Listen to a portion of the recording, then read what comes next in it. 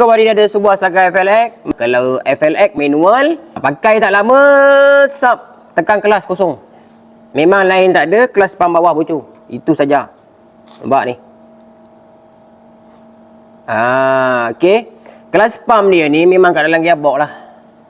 Dalam gearbox. So memang kena selak gearbox tu untuk tukar kelas pam ni. Jadinya untuk kereta ni customer minta checkkan sekali lah mana leaking dekat bahagian enjin, suruh buat sekali. Lepas tu yang leaking minyak kelas pam tu pun kita buat sekali lah.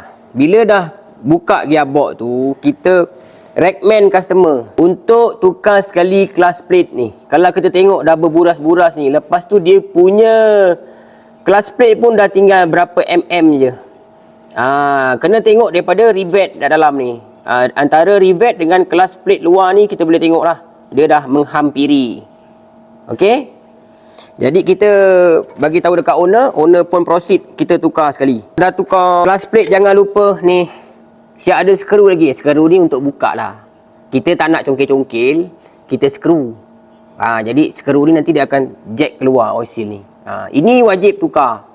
Kalau tak tukar, bocor turun lagi sekali gearbox. Pastikan permukaan crankshaft cantik.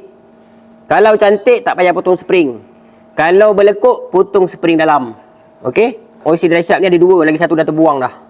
Ni kita tukar sekali lah oil seal drive shaft ni. Lepas tu kereta ni ada masalah valve cover. Valve cover ni pun dah pernah buat tapi dah lama dah.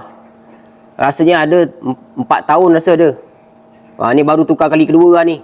So logik jugalah tukar kali kedua. Sebab dah 4 tahun dah. Bukan keras, tapi dia dah rendah. Dia dah rendah. Okey. Ni untuk Proton FLX ni, Kempro ke, ada tukar ni. Boleh tukar ni saja. Tak payah tukar satu set. Tukar dia punya O-ring saja. Okey, lagi satu. Macam biasalah, kalau macam kita kat sini, valve cover ni kan. Okey, ni valve cover ni.